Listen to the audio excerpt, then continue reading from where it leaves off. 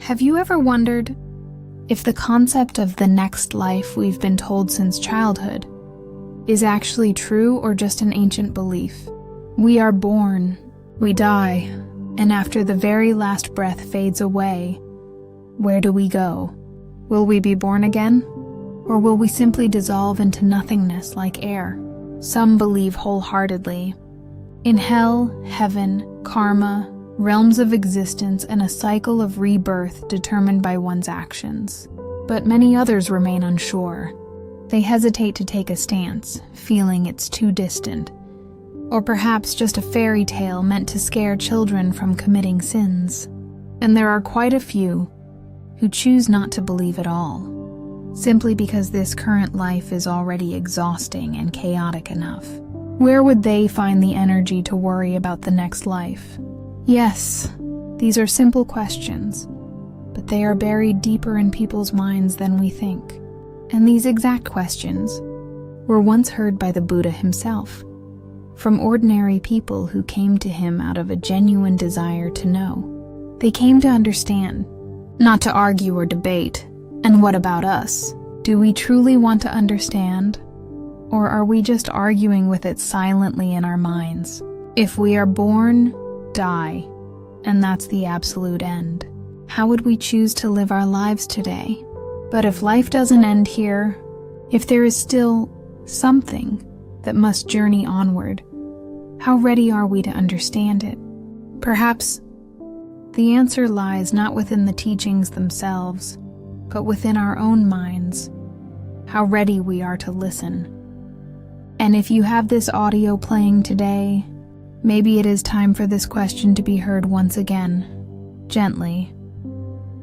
There is no need to rush for an answer. Just let it sit quietly within your heart.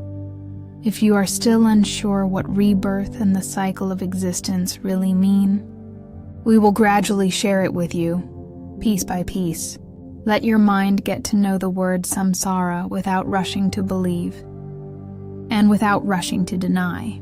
Think of it as sitting and listening to someone whose mind is a little calmer, sharing what they have encountered. We will not stand here to validate that everything is an absolute fact, but we will reveal what the Buddha saw, what he said, and how he guided us to understand it. Because Buddhism is not a religion of blind belief, but a religion of seeing with the heart. And that is exactly where our journey begins together. The mechanism of samsara. Who is truly reborn? The first question that often surfaces is, did the Buddha explicitly state that the next life is real? The answer is, it is definitely mentioned, but not in the way we usually imagine. What wanders through the cycle of existence in his perspective is not our old self, not an immortal soul migrating from one body to another, and not a permanent entity called me. The Buddha used the word samsara, which means the cycle of birth and death that has no discernible beginning and no reachable end. As long as ignorance remains, as long as there is attachment, the mind will be propelled to be born again and again. The Buddha stated, "We have wandered through this samsara for an incredibly long time because we do not see or understand the noble truths. This means that what causes repetitive birth is not magic, nor is it destined by anyone. But it is the mind that is not yet free from ignorance and craving." He explained this mechanism of wandering through dependent origination, paticca samuppada, a chain of cause and effect. Every time the mind holds on to attachment, desire, anger, fear, anxiety, or ignorance, those things become the fuel that creates a new realm of existence. The word birth, jati, in Buddhism does not mean nationality, but the arising of a new sense of self.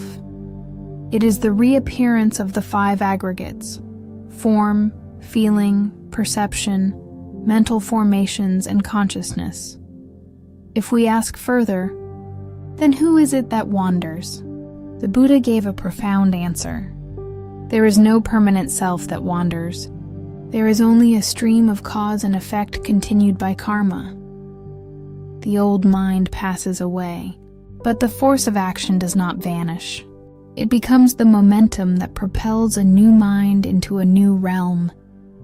Imagine a flame lit from one pile of wood, and then blown by the wind to catch on to another pile. The new fire is not the exact same fire, yet they are connected by the fuel and the wind. Rebirth is just like that. It is not the same old us, but it is the result of everything we have ever done. The Buddha did not want us to memorize these things to enjoy counting past lives, but for us to see its mechanism clearly and gradually loosen our grip of attachment from the very spot we stand today. Questions that do not lead to freedom. The poisoned arrow. Many people love to ask the Buddha questions that were deeper than the eye could see. They wanted to know if the universe had a beginning. Where do we go after death? Is the soul immortal? And the Buddha chose not to answer. Not because he didn't know, but because those questions did not help the mind break free from suffering. He categorized these questions as akinteya, matters that should not be rationalized because thinking about them only brings chaos and anxiety. He compared it to a man shot by a poisoned arrow who refuses to let the doctor treat him. Instead, he demands to know, what kind of wood is this arrow made of? From which direction was it shot? Who shot it? What color is the string tied to the tip? In the end, that man might die before his wound is even treated. The Buddha did not want us to waste time on things that do not help the mind let go. Certain truths cannot be known through the words of others. They must be witnessed from within. He did not teach us to blindly believe in a next life, but to see that as long as the mind still clings, birth will continue to happen. Therefore, the real question might not be where we go after death. But right now, is our mind holding on to anything? Because if it still clings, even if we don't want to be born again, we cannot escape it. But if we can let go, even if no one tells us what liberation is, we will experience it ourselves. Gently, quietly, like the sound of a breath that lays everything down in peace. The realms of existence arising in the mind. Right now, when we speak of the cycle of birth and death, we often think of the moment this physical body enters a coffin and goes on to be reborn. But in Buddhism, what wanders is the mind, the stream of attachment that flows without stopping. He taught that realms of existence, bhava, arise because of the desire to cling. And those realms do not exist in some distant heaven or deep underground. They happen right inside our minds, right now. Whenever the mind is filled with greed, we are in the realm of a hungry ghost, starving and desperate. Whenever the mind is filled with anger, we are burning inside the realm of hellfire. Whenever the mind is filled with attachment, we are carrying the realm of heaviness. And whenever the mind lets go, we touch the realm of lightness and peace. This is the birth that happens before we physically die, occurring repeatedly without us even realizing it. The wandering of the mind is not a mystical secret.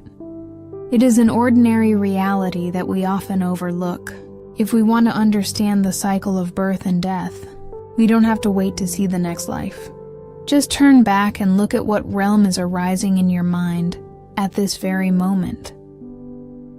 Because if we see it in time, the mind will naturally loosen its grip. And when the mind lets go, it no longer needs to travel anywhere to seek a new place to be born.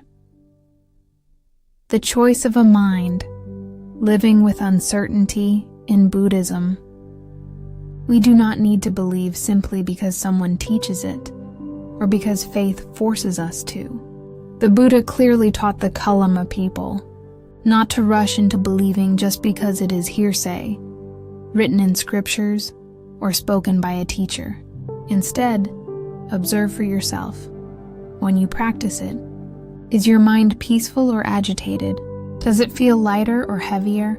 If an action is harmless, brings peace of mind, and dissolves suffering, only then accept it through your own inner realization. So, if you still don't believe in the cycle of rebirth today, that is perfectly fine. The important thing is not whether you believe or disbelieve, but how well you understand the emotions inside your own mind. If you believe in future realms, then make today good, because it will be the cause that shapes your next destination. If you do not believe in a next life, then you must make today even better, because this is the only guaranteed opportunity you have. No matter what the ultimate truth is, today is the real thing. Dhamma does not drive us to believe, but it guides us to see the inner world, to see the defilements and attachments that keep the mind spinning in the same old loops. Conclusion. A life that needs no owner. Human beings have questioned death in every era and every generation.